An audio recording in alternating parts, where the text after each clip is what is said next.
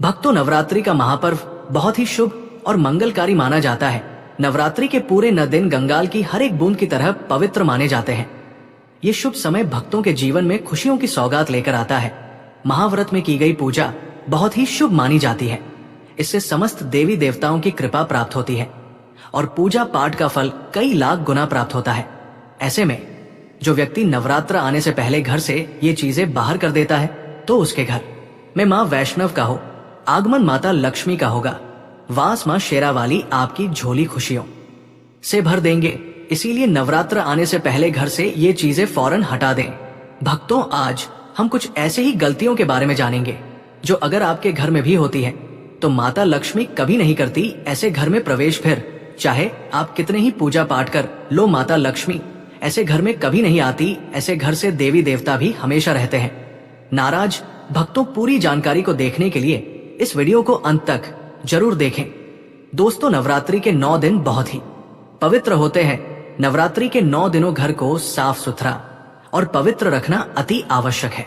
इसीलिए नवरात्रि के 9 दिनों में ब्रह्मचर्य का पालन किया जाता है और तामसिक भोजन ग्रहण नहीं किया जाता। नवरात्रि के 9 दिनों में माता रानी के भक्तों को प्याज, लहसुन, मांस, मदिरा और अंडे से दूर रहना चाहिए। अधिकतर भक्त नियम का पालन भी करते हैं, लेकिन वो एक गलती कर बैठते हैं।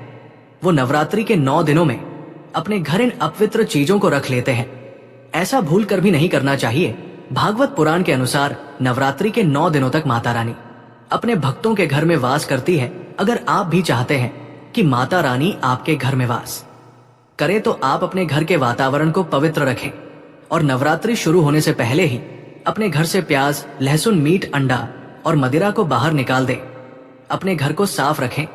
इन वस्तुओं को घर से बाहर निकालने के बाद अपने घर में गंगा जल का छिड़काव अवश्य करें। भगवत गीता में भगवान कृष्ण कहते हैं, बगैर गंगा जल छिड़काव कोई भी मंगल कार्य सफल नहीं माना जाता। गंगा जल का छिड़काव स्वयं भगवत गीता में श्री कृष्ण ने बताया था। अगर आपके घर में गंगा जल ना हो तो मार्केट से गौमूत्र ला सकते हैं और गौमूत्र लाकर आप गौमूत्र का अपने घर में छिड़काव करें। बस थोड़ा सा पानी में डाल ले, इससे आपके घर का वातावरण पवित्र हो जाएगा।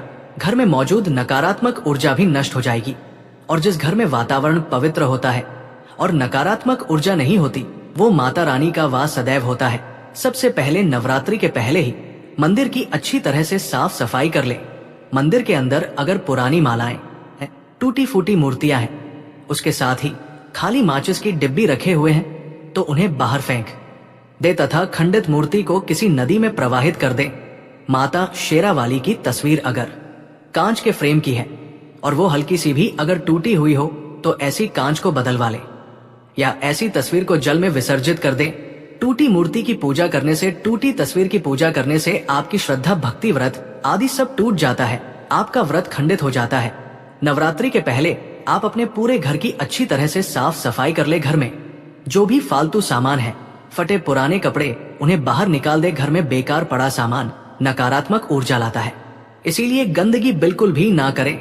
धूप दीप जलाकर वातावरण को स्वच्छ रखे। दोस्त, माता के आगमन के लिए घर का दरवाजा जरूर सजाना चाहिए। इससे माता आकर्षित होती है और घर के द्वार में प्रवेश करती है। माँ के आगमन के लिए द्वार को फूलों से सजाना। दोस्तों, कई लोग ऐसे हैं जो माता रानी की चौकी कागज बिछाकर बनाते हैं, जो कि बिल्कुल गलत माना गया है। माता की चौकी के लिए आप नीचे लाल कपड़ा बिछाए, काला कपड़ा और सफेद कपड़ा भूल कर भी नहीं बिछाना चाहिए। ध्यान रखें, कपड़ा फटा भी नहीं होना चाहिए। भक्तों, अगर आपके घर में देवी देवताओं की खंडित मूर्ति, दिया या फटा हुआ चित्र अगर हो तो उसे किसी पवित्र नदी में विसर्जित कर दें, क्योंकि ऐसी मूर्तियां और चित्र दुर्भाग्य लाती है। देवी देवताओं की खंडित मूर्ति की पूजा ना करें और ना ही उन्हें घर में रखें, क्योंकि उन्हें घर में रखना बुरा माना जाता है। भक्तों, वही अधिकतर लोग अपनी छत पर या घर के मुख्य दरवाजे के आसपास कबाड़ इकट्ठा कर देते हैं। ऐसा करना अशुभ माना जाता है। अगर आपने भी अपने घर में घर के मुख्य दरवाजे पर या छत पर या फिर खासकर घर की उत्तर दिशा में कबाड़ इकट्ठा कर दिया है तो नवरात्रि शुरू होने से पहले उस कबाड़ को घर से अवश्य ही निकाल दें। भक्तों, यदि आपके घर कोई भी बंद घड़ी है तो नवरात्रि शुरू होने से पहले उसे अपने घर से हटा दें और नई घड़ी ले आए या उसकी मरम्मत करवा ले। घड़ी को प्रकृति का प्रतीक माना जाता है। बंद घड़ी समय से पीछे चलने वाली हमारी प्रकृति में बाधा डालती है। इसीलिए नवरात्रि शुरू होने से पहले ही आप बंद घड़ी को घर से बाहर निकाल दें। दोस्तों, अगर आपके घर के मंदिर में किसी भी तरह का कोई फालतू सामान रखा है, जैसे कि सड़े गले फूल, अगरबत्ती, धूप बत्ती के डिब्बे या माचिस आदि के डिब्बे, या कोई भी खाली पैकेट मंदिर में ना रखें, या फिर कोई फटी पुरानी धार्मिक पुस्तक या भगवान के कोई भी पुराने कपड़े जो खच गए हैं, या मुकुटमाला जो खराब हो गई है, तो उन्हें आप जितना जल्दी हो सके अपने मंदिर से हटा दी। नवरात्रि से पहले आप अपने मंदिर की और मंदिर के आसपास की साफ सफाई अवश्य ही करें, तभी माता रानी की चौकी स्थापित करें। इसके साथ ही आप अपने धन रखने के स्थान की सफाई भी अवश्य करें, क्योंकि नवरात्रि के दौरान मां लक्ष्मी भी गृह प्रवेश करती है। धन रखने के स्थान पर किसी भी तरह का कोई भी फालतू सामान, टूटा हुआ सामान न रखें।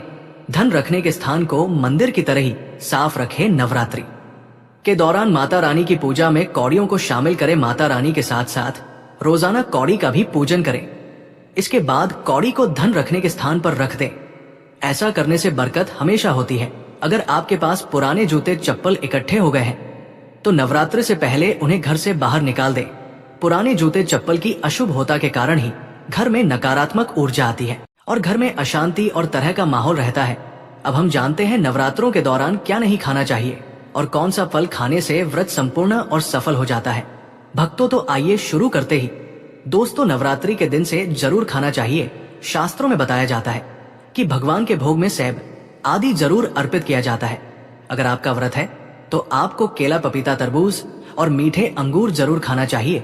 इन फलों से व्रत धारी को शक्ति मिलती है और व्रत संपूर्ण हो जाता है। शास्त्रों में बताया जाता है कि नवरात्रों के दिनों में सीताफल जरूर खाना चाहिए।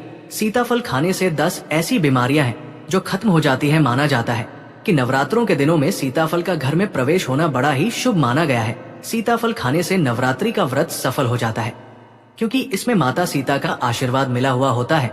नवरात्रि के दौरान सीताफल खाता उसे दुखों का सामना नहीं करना पड़ता। सीताफल आपको जरूर खाना चाहिए। भक्तों, नवरात्रि के 9 दिन शक्तिमान दुर्गा को समर्पित होते हैं।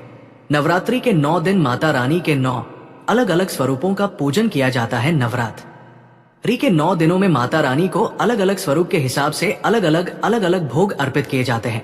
लेकिन क्या आप जानते हैं, कुछ ऐसी वस्तु है जिन्हें नवरात्रि के दौरान भूलकर भी माता रानी को अर्पित नहीं करना चाहिए। अगर इन वस्तुओं को आप गलती से भी माता रानी को अर्पित कर देते हैं तो आपको व्रत और पूजन का पूर्ण लाभ नहीं होगा। इसीलिए माता रानी की कृपा प्राप्त करने के लिए आपको ये जानना अति आवश्यक है कि वो कौन सी ऐसी वस्तु है जो माता रानी के पूजन में भूल कर भी इस्तेमाल नहीं करना चाहिए। तो आइए माँ का जयकारा लगाते हुए वीडियो को शुरू करते हैं। भक्तों, नंबर 1, नवरात्रि के दौरान शादीशुदा महिलाओं को सफेद कपड़े पहनकर पूजा पाठ नहीं करना चाहिए। साथ ही साथ काले कपड़े भी नहीं पहनना चाहिए। इससे पूजा, व्रत आदि खंडित हो जाती है। माता की चौकी जब आप लगाएं तो उसके नीचे कागज नहीं लगाना चाहिए। माता की चौकी हमेशा लाल कपड़ा बिछाकर ही बनाना चाहिए। हमेशा याद रहे, नव के इन 9 दिनों तक व्रत धारी को अपना आसन चौकी के आगे ही लगाना चाहिए। और मंदिर को नवरात्रों के दौरान अकेला नहीं छोड़ा जाता। बहुत ही अशुभ माना जाता है। इससे दुर्गा माता नाराज हो जाती है और हमेशा के लिए चली जाती है। भक्तों, नंबर 2, नारियल। हिंदू धर्म में नारियल को समृद्धि, धन, श्रद्धा और सम्मान का सूचक माना जाता है। नारियल को श्रीफल भी कहा जाता है। नारियल को सुख समृद्धि में वृद्धि करने वाला माना जाता है।